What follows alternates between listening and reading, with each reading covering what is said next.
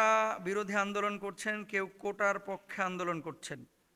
আপনার কাছে স্পষ্টভাবে জানতে চাই, ইসলামে কোটা সিস্টেম এটা অনুমোদন করে কিনা। ঢাকা বিশ্ববিদ্যালয়ের একজন স্টুডেন্ট জানতে চেয়েছেন, জাবের, উনি এই প্রশ্নটি করেছেন।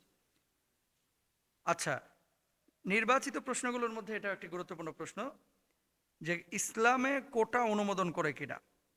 দেখেন, যদি সরাসরি বলেন যে কোটা এই শব্দটা ইসলামে আছে কিনা কোরআন হাদিসের মধ্যে, তো কোটা তো আসলে ইসলাম শরিয়ায় এইভাবে ডিরেক্ট নাই। তবে সিস্টেমটার কথা, কর্মক্ষেত্রে প্রায়োরিটি কে পাবে, কাকে মানে নিয়োগ দেওয়া হবে, কাকে চাকরি দেওয়া হবে, কাকে নির্বাচন করা হবে, এগুলো তো শরীয়তে আছে।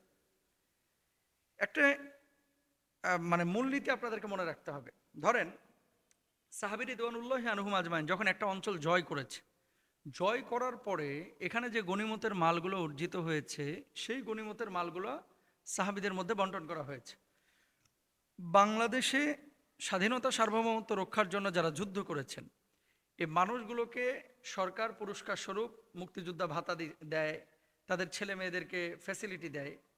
সরাসরি এটাকে হারাম বলার কোনো সুযোগ নাই, কারণ সার্বভৌমত্ব রক্ষার জন্য যারা নিজেদের জীবনকে বিতরণ করেছে, বিলিয়ে দিয়েছে, এ মানুষগুলোকে পুরস্কার স্বরূপ মানে অন্য মানুষকে উৎসাহিত করার জন্য এটা রাষ্ট্রনায়ক করতে পারে।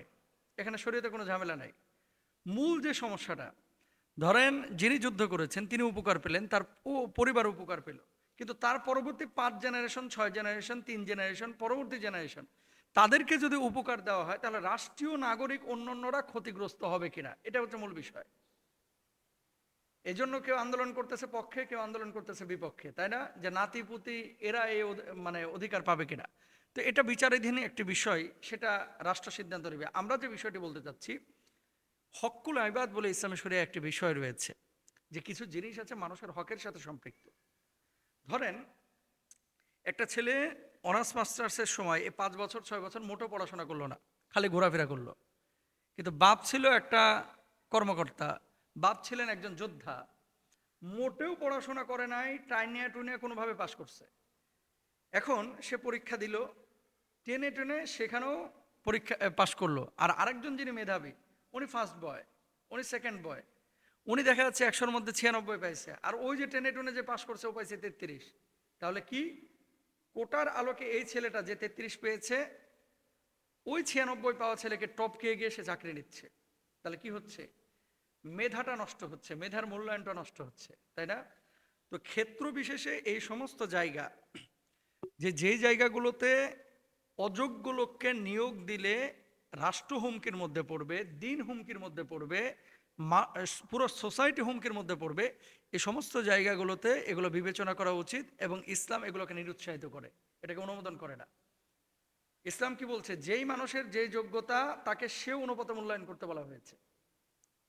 ধরেন, একজন কোরআন তেলাওয়াত একেবারে মিশরি কারীদের মতো পারে, সৌদি আরবের কারীদের মতো পারে, আর আরেকজন কোরআন তেলাওয়াত করে কিভাবে, চাঁদপুর, কুমিল্লা, রাজশাহী, নোয়াখালী, কুড়িগ্রাম, এই গ্রাম অঞ্চলে একজন মুরব্বীর মতো ভাঙাচুরা পড়া, ঠিক মতো পড়তেই পারে না, তেলাওয়াত করতে পারে না। তো আপনাকে যখন ইমামতির ইন্টারভিউ নেবেন, নিশ্চয়ই ওই গ্রাম্য লোককে নেবেন না, নেবেন যিনি মিশরের মতো তেলাওয়াত পড়ে, যিনি আপনার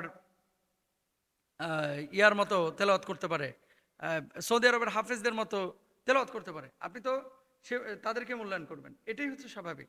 তো এই জায়গাটা থেকে আসলে আমাদের খুব ফিল করা এবং খুব মানে চিন্তা করা উচিত যে আমরা কাদেরকে নির্বাচন করছি। এবার আসেন, যদি সরাসরি এটাকে হারাম বলেন, কোটার বিপক্ষে আপনি কথা বলেন, তাহলে রাষ্ট্রের জন্য যারা জীবন দেবে, রাষ্ট্রের সার্বভৌমত্ব রক্ষার জন্য যারা লড়াই করবে, এ মানুষগুলো কিন্তু নিরুৎসাহিত হয়ে যাবে। তাই যোগ্যতা অনুসারে মানুষকে বিবেচনা করা উচিত। যারা আন্দোলন করছেন এবং যারা পক্ষে বিপক্ষে অবস্থান নিয়েছেন, নিট অ্যান্ড ক্লিন একটা টেন্ডেন্সি আমাদের ভিতরে কাজ করা মানে নিয়ে আসা উচিত, যে কোটি কোটি জনসংখ্যার দেশ হচ্ছে এই বাংলাদেশ। আমি কোটার কারণে, হ্যাঁ, প্রতিবন্ধীকে আপনি যদি সুযোগ না দেন, এই মানুষগুলো কিভাবে এগিয়ে যাবে? তো সেক্ষেত্রে তাদেরকে যোগ্য করে তোলা, যারা পড়াশোনা করছে না কিন্তু কোটার সুবিধা নিচ্ছে, তাদেরকে যোগ্য করে তোলার দায়িত্বও কিন্তু যারা নীতি নির্ধারক তাদেরকে যোগ্য করে তুলবে এবং তাদেরকে সেই কর্মের ব্যবস্থা করে দেবে। তো কোটাকে সরাসরি নেগলেক্ট করা এটা মানে উচিত না। আবার কোটার মধ্যে থেকে পড়াশোনা বর্জন করে অযোগ্য হয়ে আপনার ফ্যাসিলিটি নেওয়া, এটাও কিন্তু উচিত না, কারণ এখানে একটা হক্কুল আইবাদের বিষয় রয়েছে। ঘুষ দিয়ে অনেকে চাকরি নেয়, কি করে? পাশ করছে টেনে টেনে, টেনে টুনে। আরেকজন দেখা যাচ্ছে আপনার ফার্স্ট ক্লাস ফার্স্ট হয়েছে, কি করলো? 18 লক্ষ টাকা ঘুষ দিয়ে ওই যে 9 নম্বর সিরিয়ালে ছিল, 12 নম্বর সিরিয়ালে ছিল, ওই ছেলেটা ঢুকে গেলো। সম্পূর্ণরূপে হারাম, এটা কোনোভাবেই জায়েজ নেই। সুতরাং আল্লাহ তাআলা আমাদের সবাইকে বোঝার তৌফিক দান করুন। এগুলো নিয়ে বাড়াবাড়ি ছাড়াছাড়ি না করে আমরা যোগ্যতার ভিত্তিতে মানুষকে মূল্যায়ন করি। আল্লাহ বুঝদান করুক, বলুন আমিন।